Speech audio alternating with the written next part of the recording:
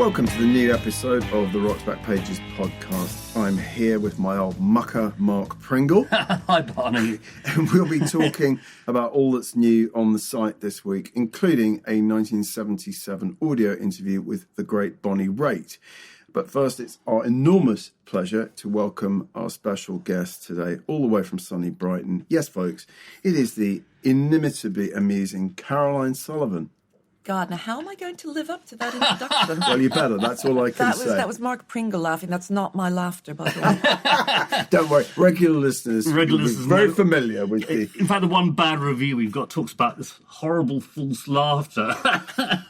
See, and he laughs at that. Yeah, I know. Yeah, it's a meta laugh about laughter. Anyway, it's great to have you here. Thanks for coming in. Thank you. Thanks for making the journey in. A bit of background on Caroline Sullivan, please. Where did you start writing? Melody Maker. I started writing at an American rock weekly, which was called, get this, The Aquarian. Oh.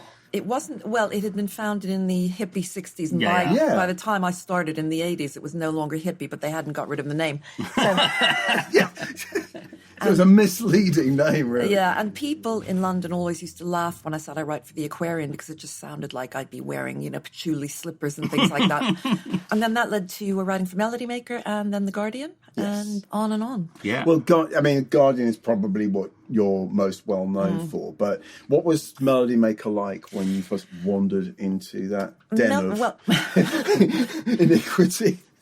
When I first started there, it changed a lot over the years and after I left as well. But when I first started there, it was basically a male kind of coven. Can I call it a coven? A frat house of coven. I like the word coven because they really were quite witchy in their ways. So it was basically all men. The only women were Carol Clerk, the news editor, Helen Fitzgerald, one of the feature writers, and me. I was a freelancer. I was apparently the first female freelancer they'd had in years. Seriously? Oh, yeah, seriously. And apparently they took me on because they were specifically looking to get more women on the paper. But even so, the two women who worked there, Carol and Helen, they'd learned to... They're quite chameleonic, as in they learn to camouflage theirself, and they'd kind of become as blokey as the men, just to survive in that atmosphere. Just to survive, yeah. But it was absolutely fantastic. It was like a family. I spent all my free time hanging around with them, and it really was. I mean, it was very different from the experience freelancers have today, where everybody works at home because it's all remote. And I met, actually, something I never told you, something I've never told anybody, in fact. Till this moment. Are you sure you want to go public with this? Yes, it'll do me good. Get it off my chest. I'd been freelancing for a couple of years, and around 87-ish, there was a staff job opened, and they were considering me for it. In fact, I looked like the shoo-in because I've been there for a couple of years and had received really positive notices. And then I didn't get the job because a guy fresh from Oxford, wet behind the ears, called Simon Reynolds turned up.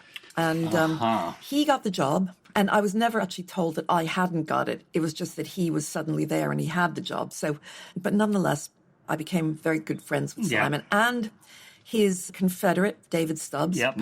Oh, another really blokey thing about Melody Maker is that all of the guys had nicknames for each other, as if it were some kind of Enid Blyton-ish. Well, football, yeah, but...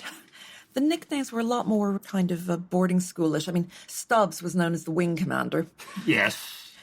She still is to some extent, yes. Yes. Alan Jones was just Jonesy. I guess they couldn't think of anything else. And Steve Sutherland was a stick boy. Why? Because he was skinny. Right. Ted Maiko, I think he's a reviews editor, was Snake Hips. What was Simon Reynolds' name? See... The advent of Simon Reynolds meant that they suddenly dropped all those things, very sharpish, because he brought a whole new feeling to the paper. All of a sudden, we weren't trying to compete with NME to be the coolest, because we suddenly had our own unique selling point, which was there was Simon and the wing commander and a third guy called Oldfield. Oldfield, yeah. They'd all been to Oxford together. Yeah. And suddenly they were writing about postmodernism and things that the NME couldn't compete with us about. I mean, it was all Jacques Derrida, Michel Foucault and things like that at Melody Maker all of a sudden when previously the gossip column, Talk, had been all about, the luscious, pouting Patsy Kensit, as she was called, and visits. The guys used to, whenever they would go to a beggar's banquet, they would talk about visiting the luscious Karens of Wandsworth. There were 2 Karens there, Karen and Karen. And it was all about football and Exeter sidings. And all of a sudden, Simon and Stubbs and Paul Oldfield, they just changed the paper completely. And what stood the incumbents, Stick Boy and all the rest of them, what stood them in good stead was the fact they'd all been to Cambridge and Oxford anyway themselves. Right. They had just tried to conceal it up until then. I can relate to that. Yeah, oh yes, you did. Yeah, you did as well. I wasn't a Melody Maker reader at the time. I was an NME boy. But in my job now, is actually I realised that the Melody Makers suddenly got very, very good around It got really time. intellectual. And also you got people like Frank Earn also writing really well about black music and hip-hop in particular. So in retrospect, it's sort of turned from a fairly average rag to a really good paper in the space of about 18 months. It was all Simon. Right. All Simon, because he came to... I mean, I have a feeling... I'd have to ask him if this is true, but I have a feeling he wanted to work at the NME, and they didn't really have space for him, so he came to Melody Makers as second choice. But he completely turned the paper around, and then he got his friends in, and the paper just completely changed. But it threw people like me and Carol Clerk into a real quandary, because I'd never been to university. She might have been, but she was like quite a kind of hard-drinking, hard-loving girl, and I'd had no idea how to write about these things that we were now writing about. So what I did was, and this will feature later in our conversation. So what I did was, I mean, I'd always been a pop fan. I'd never liked the bands that Simon wrote about or any of the rock bands. And Simon was writing about people like Spaceman 3 and Belgian new... electro-terrorists. Yes, exactly. And Einstürz and Neubauten. And I just like pop. And I was a huge Bananarama fan and a huge fan of, all of these major pop groups. And so I just became a pop specialist on Melody Maker. And that was how I made my name. Because if I'd had to compete with Simon and the others, I would have done really badly. I mean, the thing is that you've kept that because you're also a sort of pop specialist at the Guardian to a large extent. And pop is what I listen to. Yeah, I mean, which takes us on to some extent to your Rollers book, because I loved it. I bought it when the paperback came out, what was it, 20 years ago? Yeah, 1999. I bought it and absolutely loved it. Oh, this is Bye Bye Baby, isn't it? Bye Bye Baby, my tragic love affair with the Bay City Rollers. Tragic love affair. Published by Bloomsbury on Kindle now. Yes, still available. And on Amazon as well. It's terrific. The one thing about it, it's about being a pop fan and an obsessive of a certain sort. And I think what you've taken from that to your current writing is that you can go and see a major chart act, for example, today. And whether or not you like the music that's being played is you understand the audience. Yes, the dynamic, in a way that very few other writers do, I think. Yes, actually. I think it's very rare. You must have, like the Ariana Grande bombing Manchester must have been kind of hit you particularly very hard. Well, the day after it happened, the Guardian were obviously commissioning lots of pieces on the whole thing, and they wanted me to write about her fans, the Arianators, because I'd interviewed Ariana Grande, that's how she pronounces it. I'd interviewed her in 2013 and met some fans then, and so they wanted me to write about the Arianators. And that was actually really difficult because I didn't actually know any, and I was like reaching out to people on Facebook and on Twitter. Sure. And nobody, I mean, not surprisingly, no fan would talk to me because it was just too raw. And so I ended up, it was really, really tough. I just picked pieces from other news sources, and I kind of cobbled it together. But it was really difficult. Sure. Just really, really difficult because pop and real tragedy don't often coincide. No, absolutely. Talking of the Bay City Rollers, one of the 3 pieces we've selected to feature on the homepage this week is the piece you wrote about Courtney Love optioning. Bye Bye Baby, which is very funny, I have to say. I think for anyone who sort of dreamed of having a book optioned by a major star, it's incredibly amusing. You talk about crumbling in the face of fame, and you say, "Hey Courtney, I thought it's you and me, buddies. Think Thelma and Louise. Think Michael Jackson and the Rat in Ben." I totally get that, because it is extraordinary, isn't it? How just the proximity to real fame just changes you, doesn't it? Oh, absolutely. Yeah, so you were getting emails from Courtney. I was getting. You were her best friend. You were Louise. You know, I have got to be honest. I never actually met her, because I would have if it had gone ahead as a film. But we were emailing, and it was really, really awkward, because she was emailing me these confiding, chatty emails. I mean, I didn't find out until later that was her email style with everybody. I mean, you think that she's kind of picked you out as her best friend, but it turns out that she's one of those people who has no boundaries. Has no boundaries. To be honest, I don't think it's kind of a laughable thing, because I think she probably has a lot of issues. Yeah. But so I was getting emails from her and trying to respond in kind and thinking, what about this sentence? How does this sound? God, does it sound too cheerful? Does it sound blasé? Every single sentence. Oh, God, it was really tough. I love your honesty about this, because it's something everyone in that position goes through. Oh, but you know what? I've had 2 unsolicited letters in my entire career.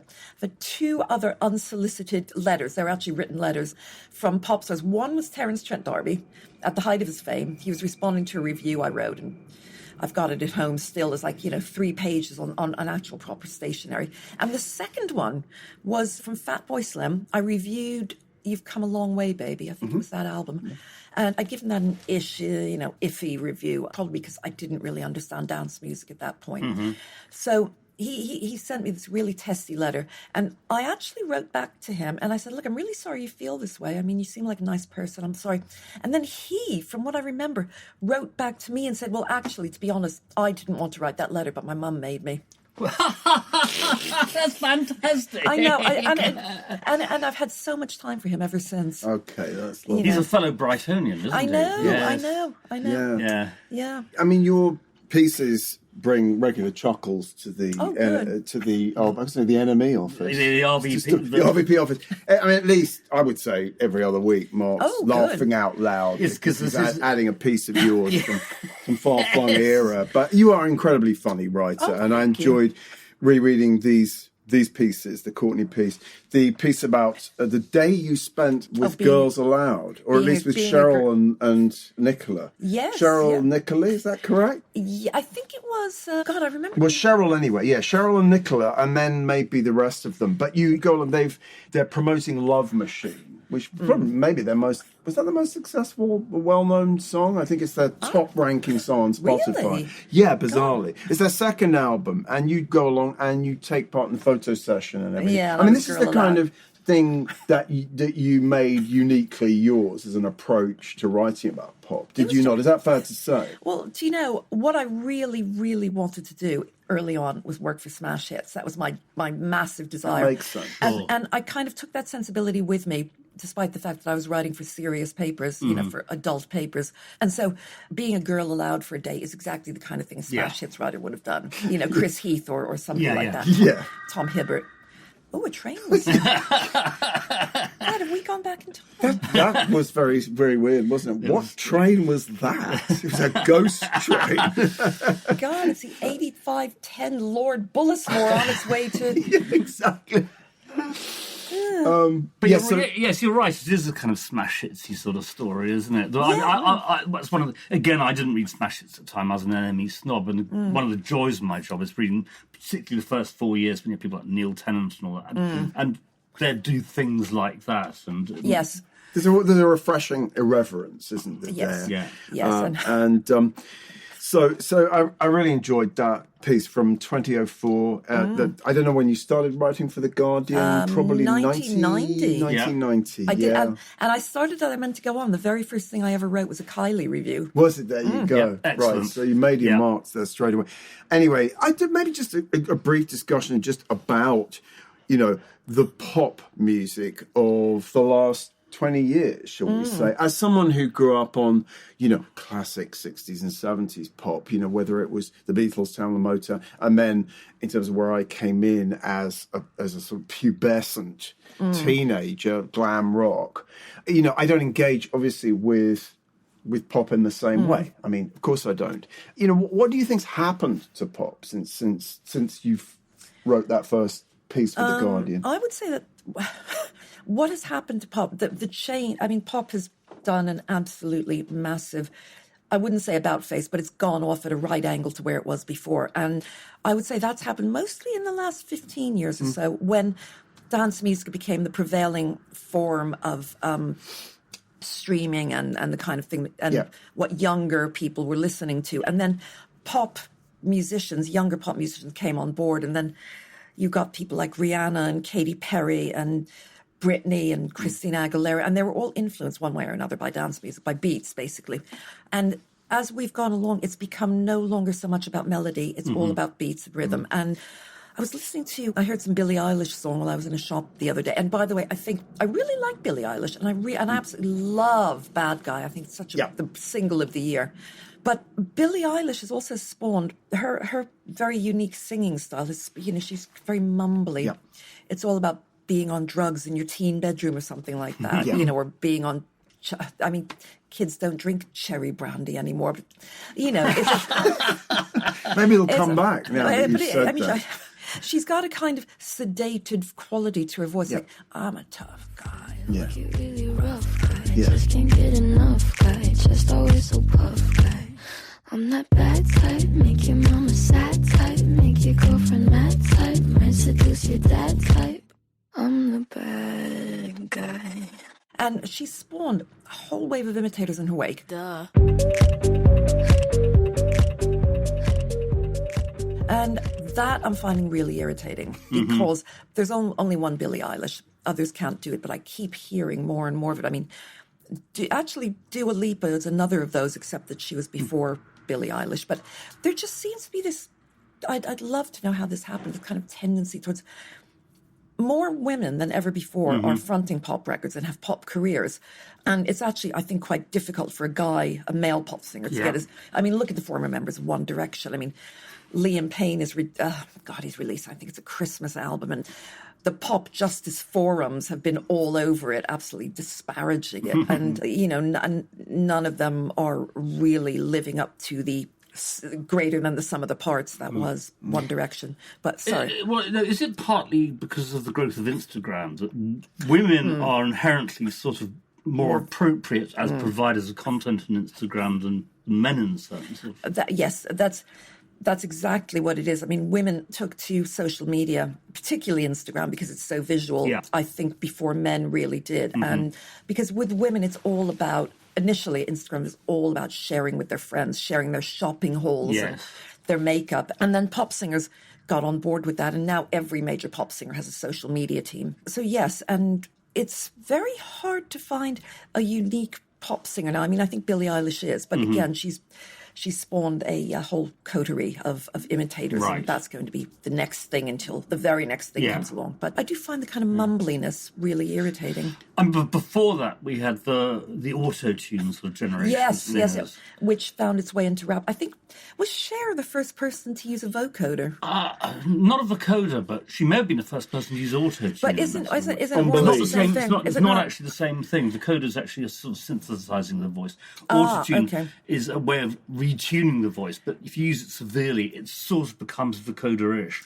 And you get these odd steps in the singing where it steps, rather than the note curving up, it steps up and so on and so forth. Okay, so right. I mean, she may have been the first. On Believe, of course. Believe. Yes, yeah. So sad that you're leaving. Takes time to believe it.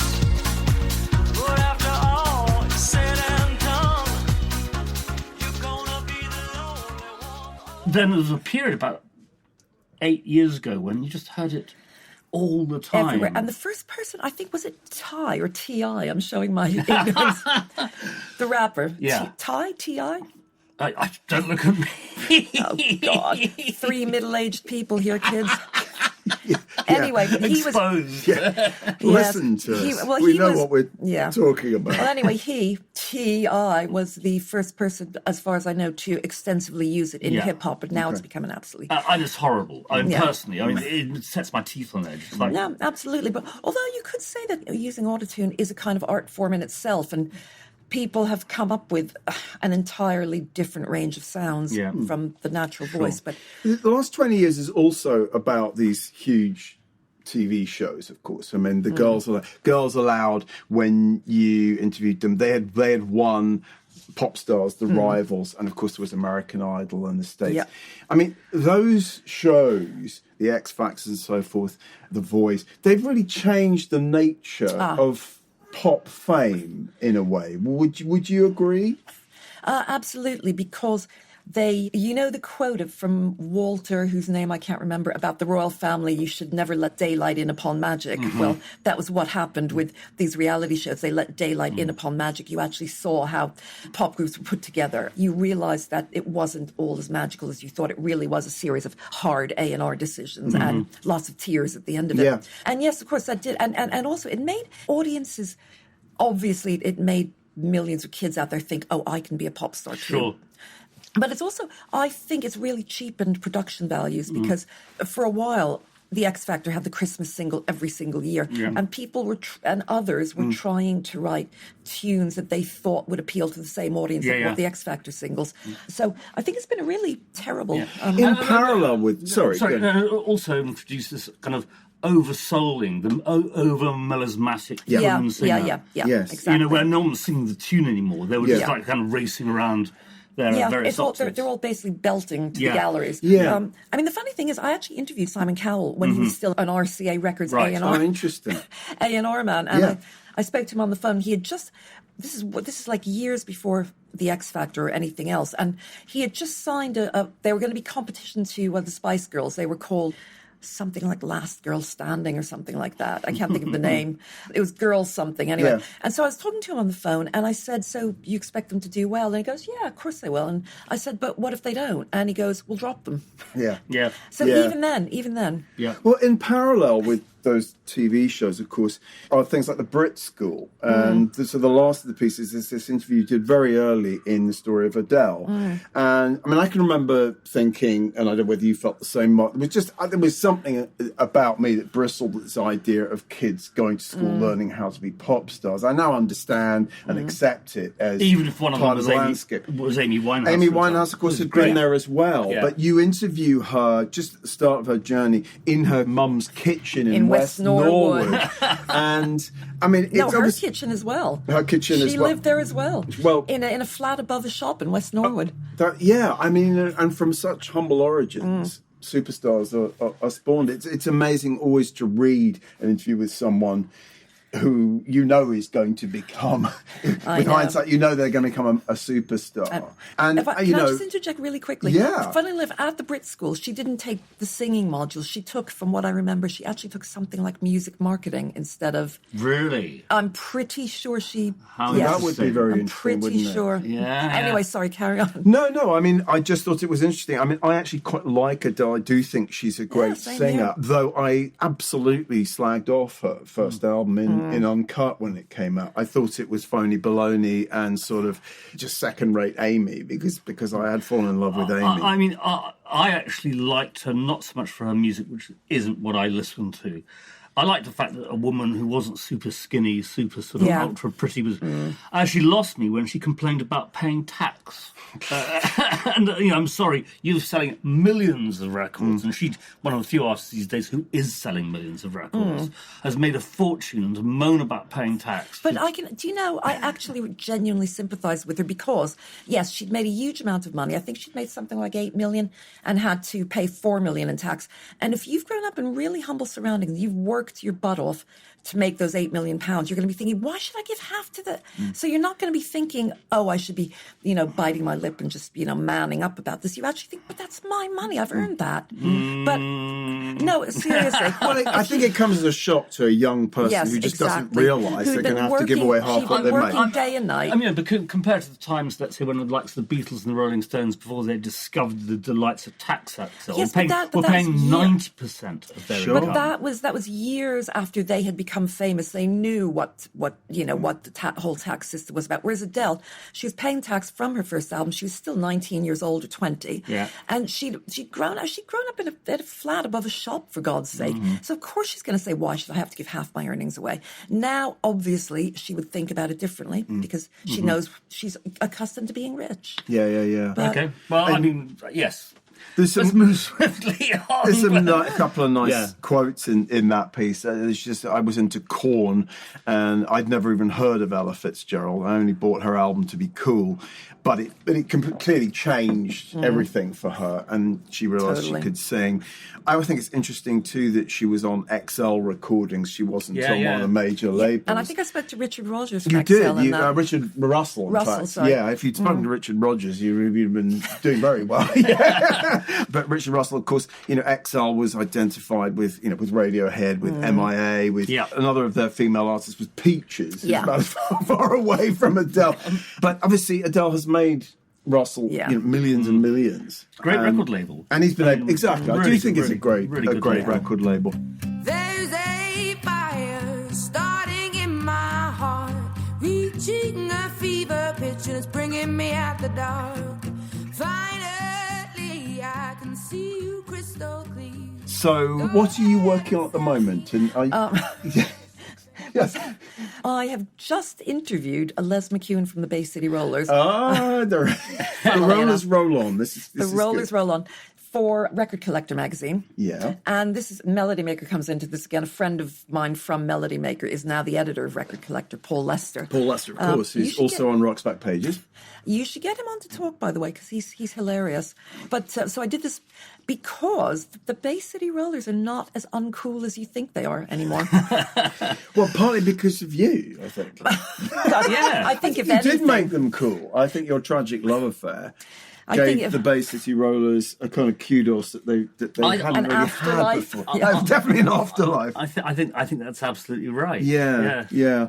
But it's really because, as far as Record Collector is concerned, their coolness stems from the fact that a lot of people are now actually mentioning them in the same breath as the Raspberries and Cheap Trick and other power poppers from the 70s. So the Rollers are starting to, and of course they massively influenced the Ramones. I mean, the Ramones were very vocal about that. Yeah, no, that's true. And people are now starting to look back and say, oh God, we've really overlooked these guys. They were power pop. Great. Caroline, lovely to talk with you. We could talk for far longer about your career, and you must come back in some other time. Yes. When I said I had to get back to Brighton, I was lying. I have another 3 hours. You must come back again sometime. And I'd love to. We'll pick up where we left off. I'm sorry I didn't get a chance to mention that you'd reviewed 2 generations of Pringles. Yes. But we'll talk about that another day. time. Really great to have you here today. Thank you very much. Thank you for having me. Enjoy the rest of your day. Thank you. And you too. Thank you so much, Caroline. Bye.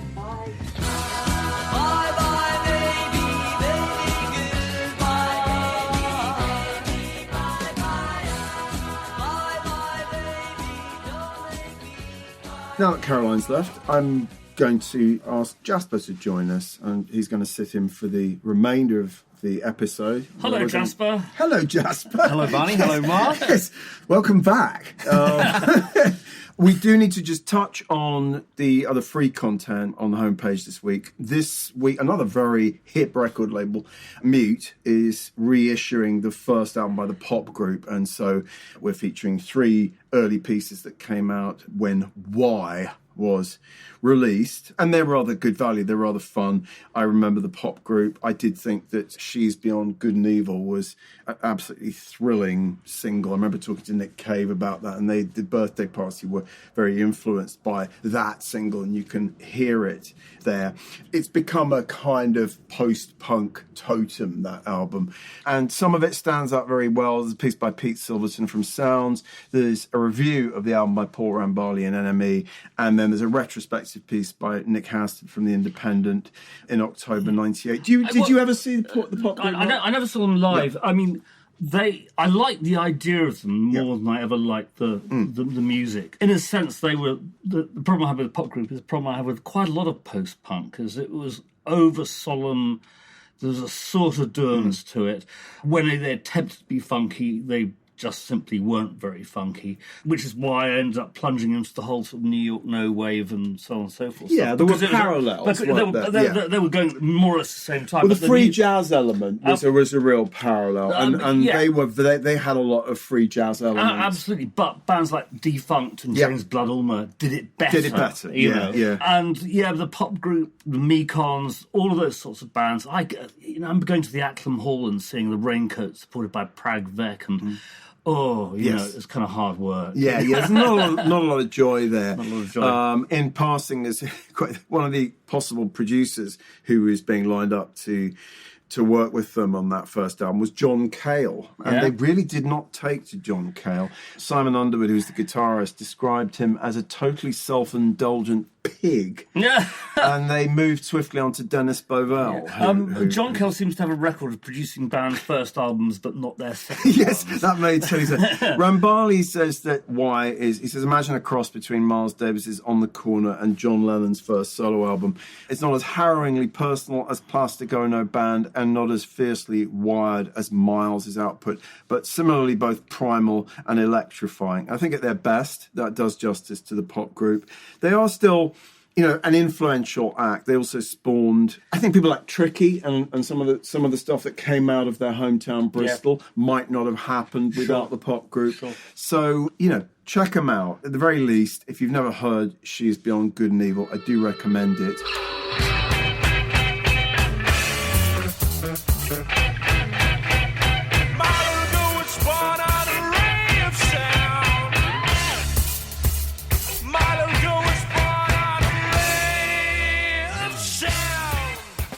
We're now going to turn our attention to everything that's new on RBP4 subscribers, starting, Mark, with the week's audio interview. Yeah, this is great. It's John Tobler interviewing Bonnie Raitt, the fabulous Bonnie Raitt, in July 1977, over a glass or two of wine, which is sort of fairly apparent, I think, fair to say. Well, we love Bonnie. She turns 70 next week. Hard to believe. Happy birthday, Bonnie. Happy birthday, Bonnie Raitt. She's still hot. She's still hot.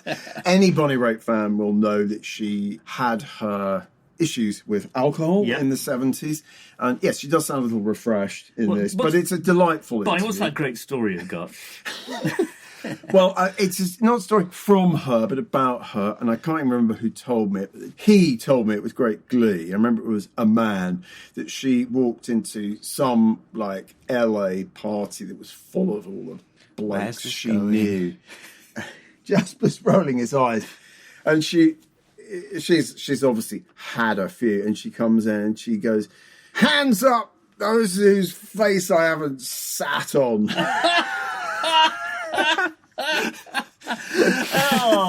Or something like that. But she's great. She's very flirtatious with Tobler. You can see she likes the way she can talk to men. Yes. And the way men respond to her. Yes. It's very apparent in this interview, isn't it? What are we going to hear? What's the first clip? Yeah, the first clip. Well, I thought we'd start with her youth, really. It's her discovering the blues.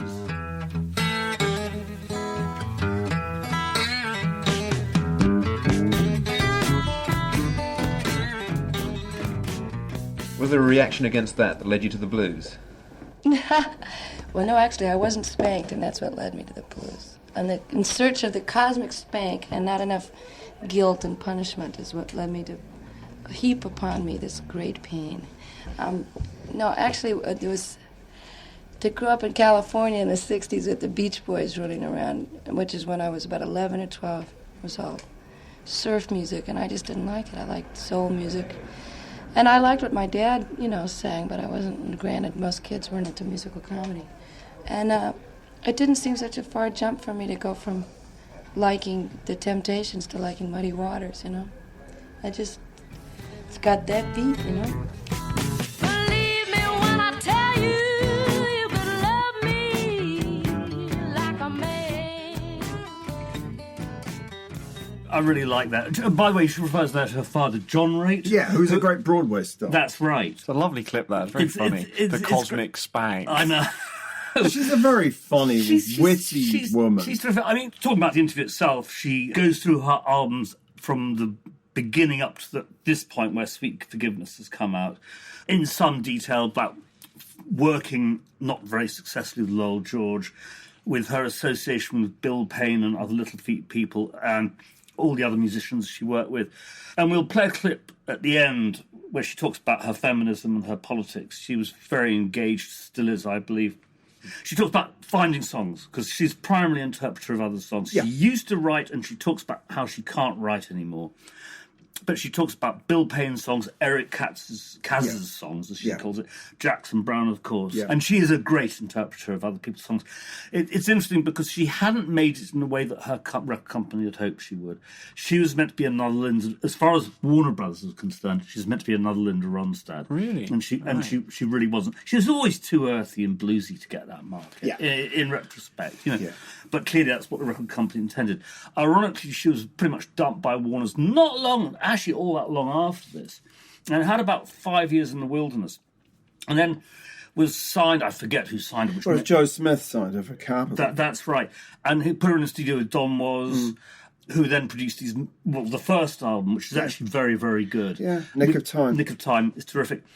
Then they mined that formula for 2 succeeding albums with less interest.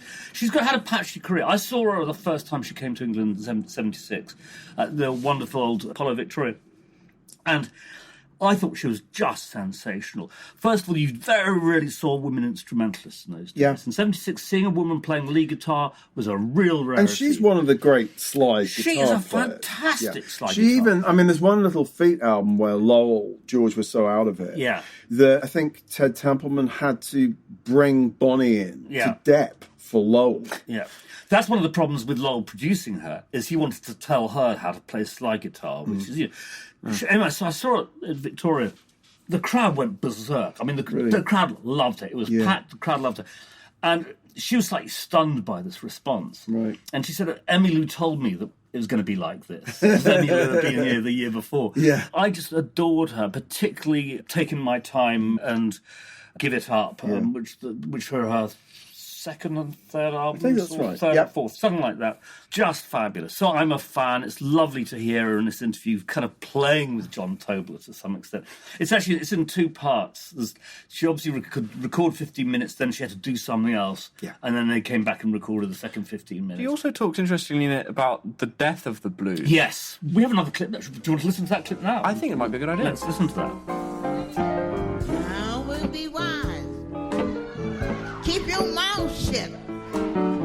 Don't advertise your man. They'll probably wait till everyone's dead and then they'll have a memorial television show where all of us white kids get to go on and play. I mean, I'm very bitter about it. So many people have died in the last 5 years, and I've been friends of a good deal of them.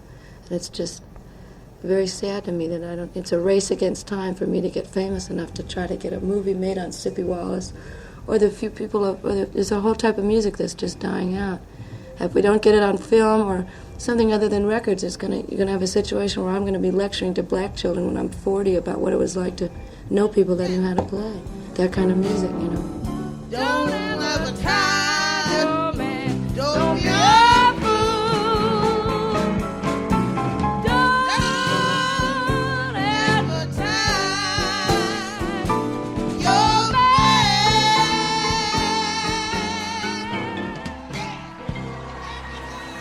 She also talks about this rotten luck. She's going to go out on the road with Mississippi Fred McDowell and he dies and so on and so forth. She really has a very deep sense of, I guess, responsibility towards that blues tradition that she so values. I think they loved her in a way that they didn't so much like the white boys. I think a lot of guys like Johnny Hooker, who she worked with... That makes sense. But Sippy Wallace obviously loved her as well. Were really intrigued by this young white woman who could seriously play. Yeah, you know, and sing, had real soul in her voice. I mean, I think she's one of my favourite female singers. I really do. I wish she'd made like 1 or 2 really great records. All her albums are patchy.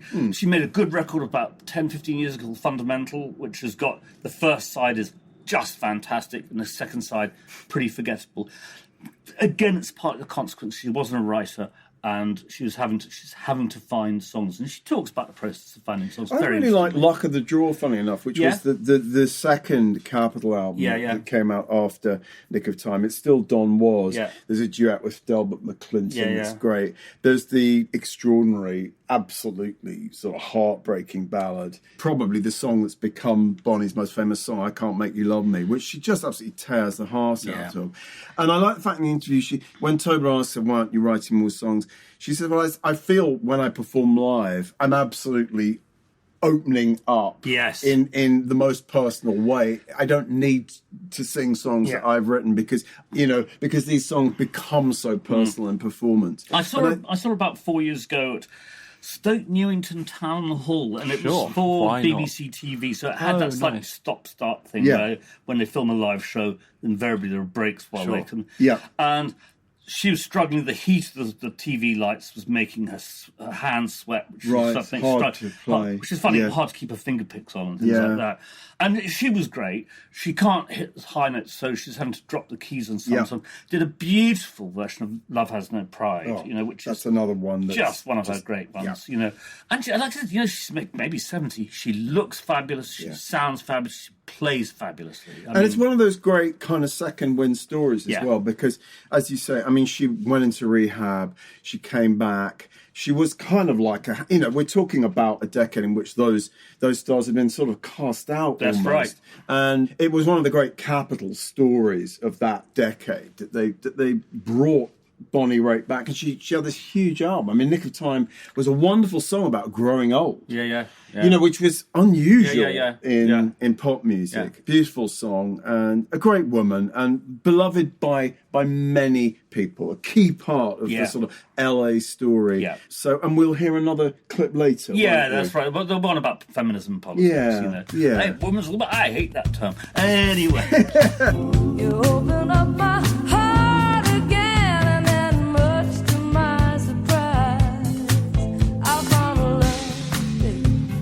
love in the nighttime. Moving on to what's in the library, talking about women singers, Dusty Springfield, interviewed by Alan Walsh at the end of '68, just after Preacher Man had been released, just before Dusty in Memphis had come out. And she's very chipper, even though we know in retrospect that was a really difficult process for her. But she says, we spent the whole week at that first session. I was gassed by the way things went. The Americans have a different approach to recording. They can take up to 6 hours to do the rhythm track and voice. Then they add the extra instruments, brass, strings and things on later. She had been recording entirely with an orchestra in the British studios. That was the way it was done. You cut the track in its entirety, straight to stereo, which actually is a process she preferred.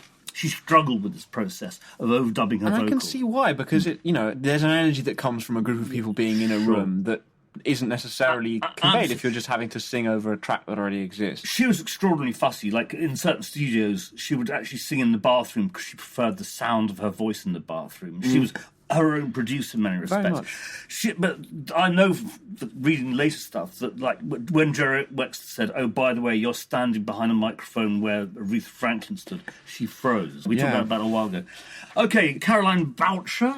Yeah, I think Boucher. No, let's not go full French on her. Interview Mark Bolan in '72. Now, '72 is an interesting period because actually Bolan is at the top. But he's going to start sliding slightly soon, isn't he? Yeah, I'd say he's got another year in him. Yeah. She says, Mark is drinking champagne and flicking through a large illustrated history of the blues, which she says indicates his new blues period. He's feeling soulful and has put on a bit of weight. Also on the table is a Japanese magazine with Mark on the cover. He's faintly indignant because they've touched up the pictures to make him look Japanese, and have also done so on all the subsequent pictures inside. Which is what the Japanese used to do. Right. Absolutely. You see pictures of the Beatles in Japanese magazines, they're all made to look slightly Japanese. It's a very, very strange cultural phenomenon. He comes off with his usual bilge. Like, people have on and off periods for the person who's going to be Jesus Christ, and for the last few weeks it appears to have been me. Right. Moving swiftly on. This is Jesus Christ Superstar. Indeed. Linda Ronstadt, who we were talking about earlier, supported by Stephen Bishop, playing the Munn Arena, Michigan State University, East Lansing, in November '77. There are two writers who we have, Dave DiMartino and Bill Holtrip, both reviewed the same show, and it's printed on the same page, their respective reviews. Dave DiMartino is impressed, whilst not being totally convinced by Ronstadt as an artist, and so on and so forth. Bill Holtrip, on the other hand, Linda, love. If anyone who attended the show didn't fall in love with her during the first 5 minutes, I hope they send us a letter. Linda and love go hand in hand, and her Thursday night persona was the ultimate symbol of romanticism in the 1970s. That is, beautiful dreams combined with a lost innocence. Whoa, down, boy. Slow down, Bill. This is 1977. Yeah, but she you was know, huge. She was America's sweetheart. Sure. We do forget Especially that. in her Cub Scout outfits. Lowering the tone once again. Oh, I thought I was raising. No, it. remember, this is just months after John Tobler had interviewed Bonnie Raitt, who wasn't selling quite so many records. Yeah, there's that famous Rolling Stone cover as well, but her in her underwear, face down on a bed, and all that sort of stuff. A lot of Rolling Stone covers like that. Jim Green Trouser Press. Jim Green had come to London just for a sort of holiday. Yeah. And bumped into someone who promptly got him on a lig to see Elvis Costello in the Attractions playing in Belfast, of all places. So, and Jim does this quite a lot. He goes to London, next thing you know, he's kind of going around the country with some band. And there's a reception. Good skill to have. After the show, there's a reception. So the reception was Dullsville until Jake and the band arrived, Jake Rivera, Elvis's manager, at which the festivities began in earnest. Highlights: Pete Thomas searching for a hash pipe and failing to find one, using a device concocted from my Hawkwind badge and an upside-down glass. I know that technique. Of course you do, Mark. Jake and I having a verbal sparring match. Oh, Jim Green from Trouser Press, what are you doing here? Well, I'm just on holiday. Nonsense, you Trouser Press is always up to something. Well, while I'm on vacation, I still got to do some stuff, but here I'm just along for the ride. Jim, did anyone ever tell you nobody likes a smart-ass? Sure, did anyone ever say that to you, Jake? You know, Jake Rivera and Elvis Costello were notoriously pugnacious with journalists. I think it's Mark Ellen who tells a story about one of the first shows he covered was he'd got a press thing to go and see Elvis Costello, I think, play the Kensington. Right. And they basically maltreated him quite severely. He ended up thrown outside. Fucking hell. 1980, and I put this in because it's quite rare. There aren't many of them. It's an interview with Vinnie Riley, the Durutti column, who's a really interesting guy. The Factory Act, who are unlike any other Factory I actually Act. discovered the Durutti column recently for myself, just at I thought random. you were claiming you had actually discovered. I'd never even heard of them. I'd never even heard of them, Yeah. because in all of our discussions about factory records, it's all about, Joy Division and all that stuff. But I'd never heard of the Durutti column, and then they came up on a playlist somewhere, or like a Discover Weekly or whatever. Yeah. And I've actually there's one album of theirs I've listened to that I actually really liked. Yeah. It is quite different, as you were saying, to Certainly a lot of not the other Joy stuff. Division. Yeah, I mean, I didn't really listen to them much at the time because I wasn't a John Peel listener, which is where you'd have heard them. But I listen to them now, or him now, because it's basically a one-man band. They were also, who was the Joy Division producer? Hannett. Yeah, he was another one of his projects, very particular. The two of them worked together in the studio in a very kind of close sort of way. And, he says this stuff. He says, I've been playing guitar for 15 years. I had lessons for about 12. My teacher's dead now, but she taught me all kinds of different styles. But I started disagreeing with things that were written down, so I started doing my own pieces. I got into this minimal thing where you get the essence of the harmony. One of my favourite pianists is the modern jazz quartet. He's called John Lewis, and he's impressionistic in the way he plays. He plays 3 notes on the piano as opposed to 40, which is what Oscar Peterson would do. But those 3 notes will hint at another 10 in your imagination. That's what I'm trying to do, make everything very simple and work on different levels so there's an emotive thing there and some experiments also. That's just quite an interesting articulation of what he's trying to do. I find him interesting. So the other thing that Dave McCulloch, whose interview this is, he points out how ill Vinny is when he meets him. And actually, I think Vinny Riley's been amazing. He's still alive. He's been plagued with ill health all his life. One of the skinniest human beings ever to walk the earth. He was also already quite old when he appeared with Durutti column. Really? He was, I'd say, at least 30. Okay. There was recently a crowdfunding page, I think, to pay medical bills or something, or to bail him out. Right. He's never made any money, and I think life's been a struggle for him. But he's admirable. Going back to the musical side of it, to me there's something slightly John Martin-ish about some of his guitar playing and a lot of the reverbs and the delays and stuff that he's using. And it has that similar sort of, at times, sort of ethereal quality about the sounds and the way that it echoes around the space. I think it's very pretty. I think actually, that's very beautiful. fair. That's a very fair thing to say. Just a curious sort of left field Manchester. It's almost like sort of like primitive art sort of stuff, outsider art. So it's got a sort of outsider art quality to it. And even though I think all the unmatched bands admired him because he was, a much better musician, most of them, no one could really kind of work out a place to put him in. And because there's very little vocals, if any, on his stuff, it's hard to sell. Yeah, it's hard to sell instrumental absolutely. music. Well, I'm really glad this has come up because I've been meaning to ask you guys about this anyway. Yeah, so yeah. There you go. Yeah, Thanks for bringing that up. It's a good piece. I mean, I'll you have definitely to check put it up out. with Dave McCulloch's slightly sort of strangled syntax in places, but he does give you a glimpse of what this guy's like, which is what a good interview does. Yeah, great. Really interesting.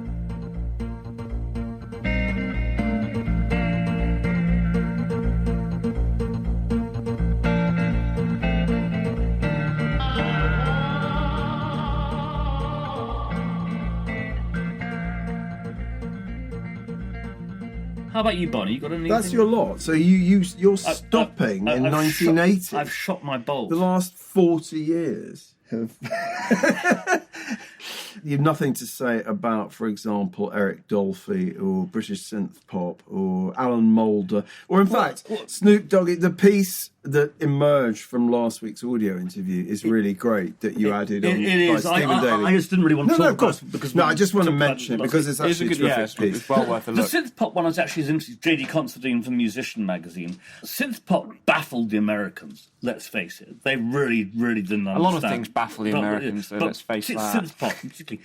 And it's this idea that you could be a not very good musician, but using this new technology, if you had good songs, you could produce really great pop music. And he talks to Phil Oakey extensively from Human League. He talks to the guys from Orchestral Maneuvers. Yeah. He talks to Japan, who, even though weren't strictly speaking a synth pop band, use synthesizers very heavily. Yeah. And it's an American journalist who clearly likes what he's hearing, trying to explain this to his American readership. And it's a very I think that's what piece. intrigued me about it was that American perspective on something, which at that point was so quintessentially absolutely British, wasn't it? And none of those bands, Depeche Mode became huge in America. Yeah, but not many other. They sort of all not reinvented themselves. But they became much more of a kind of stadium act, didn't and they? sort of behaving. It wasn't like that little plinky New Life thing that they started out with, because that didn't make much sense in America. I remember being in Los Angeles in 1989, and they were about to play Dodgers Stadium, and they were all over K-Rock. You know, the radio station. They were huge on K-Rock. And one of the things, as you say, is that what Depeche Mode did was become rock and rollers as personalities. Yeah, well, including they employed Anton Corbijn to take photographs of them. Indeed. Which sort of turned them into the kind of the U2 of electro pop in a way. But very influential on later acts like Nine Inch Nails. So it's interesting to get, as I say, get that perspective on this. Jasper, you've got some pieces that amused and enlightened Well, you. I wanted to start with a piece about a band who I'd never heard of going, and you'd sort of vaguely heard of them, Barney, Battles. Yes. Sort of Brooklyn group. And I have to say, it's a Stubbs in the Wire, February 2006. The first sentence of the review made me not want to listen to them ever, because it goes, one avant-garde child prodigy, two indie guitar nerds, and one hard rock borderline metal drummer thrown together in a filthy basement studio in Brooklyn. And that just turns me off ever so slightly. But I actually put them on in the office, and all of us found ourselves rather liking this sort of slightly fractal, sharding, minimalist stuff that I found a writer. Sharding minimalist. Yeah. I actually really liked the stuff of theirs. I heard it. It sort of, after a while, because it's instrumental rock, although they don't like that phrase, but it's instrumental rock essentially. It sometimes lacks a little bit of direction and can go on a bit. But some tracks really stood out to me. I think as all being, three of us woke up a bit. I mean, certainly the first 2-3 tracks you played, you said, "Who's this?" Yes, who's Which this? is always a good song. Yeah. Unless you're about to slag them off, in which case it's about yes. Who's this? I thought they were interesting and you know, tough in a really kind of interesting way. Yeah.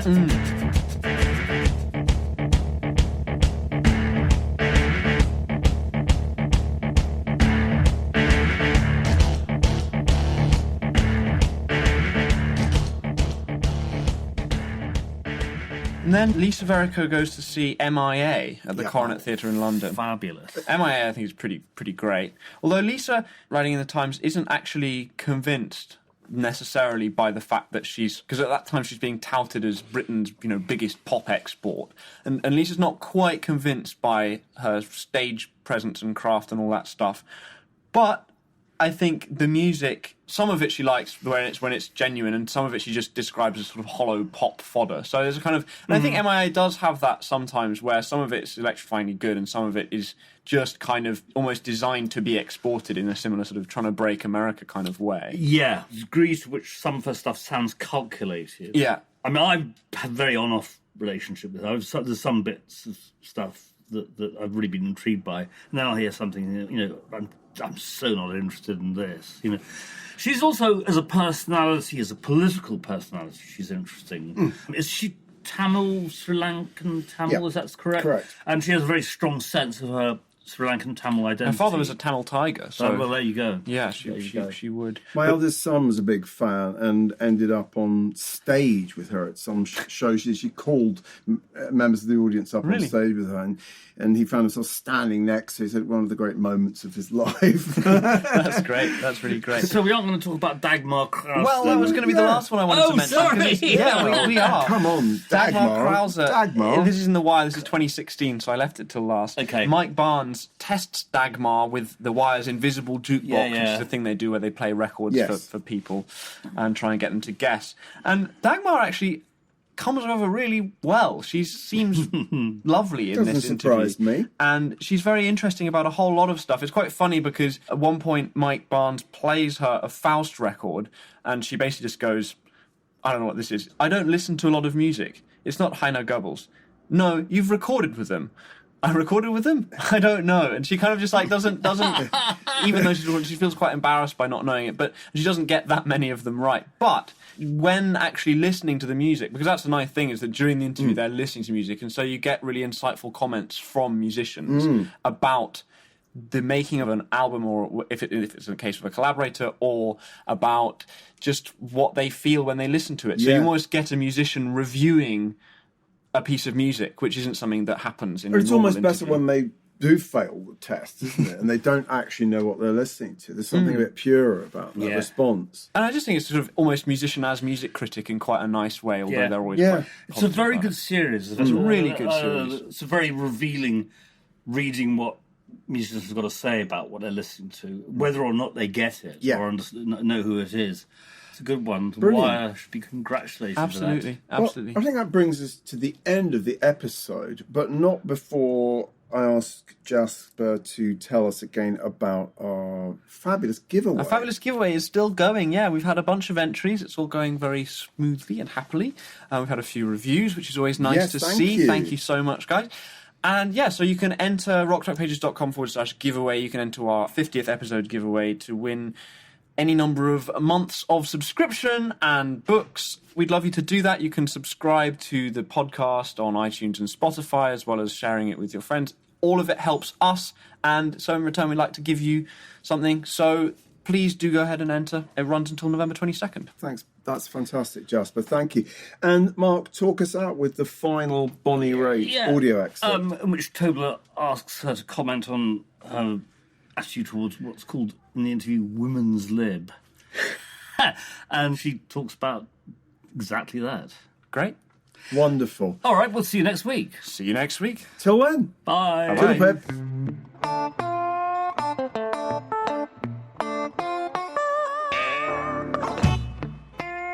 One thing that we haven't really touched on, and we have about 2 minutes to do so, is the women's lib side of things. I don't like that expression. I never hear black lib, third world lib, so why is it, All right. Yeah, okay, go ahead. I'm sorry. I snide. The women's movement. How about that? Does that sound nicer? I don't know. It depends on how you mean it. Okay, what would you like to know? Well, are you still Ask me anything. particularly... Are you still very active in standing up for women's rights? Yes. I mean, by doing what I'm doing, I think it's a good indication of being what a strong, independent, a little bit lightheaded person can do. I think it's very much more important to me the political possibilities of what I could do with the music and the influence I have, not only to help blues people and unknown songwriters, but things like I'm very concerned with nuclear power plants in the States, because where I live in LA is on the San Andreas Fault, which is where the earthquake's going to happen, and there's a nuclear power plant built right on the fault. So I'm afraid we're all going to go by the next time I talk to you. But one more night like last night, I might have to pack my bag and leave home, boy. That was Bonnie Raitt in conversation with John Tobler in 1977, concluding this week's Rock's Back Pages podcast. Many thanks to special guest Caroline Sullivan. Her Bay City Rollers book Bye Bye Baby is available on Amazon, including as an ebook. The hosts were Barney Hoskins and Mark Pringle, and it was co-hosted and produced by Jasper Murison Bowie. For more information about our giveaway, running until November 22nd, please visit rocksbackpages.com/giveaway. You can find thousands of articles, as well as hundreds of full-length audio interviews, at rocksbackpages.com. Toodle pip. Stop toodling my pip.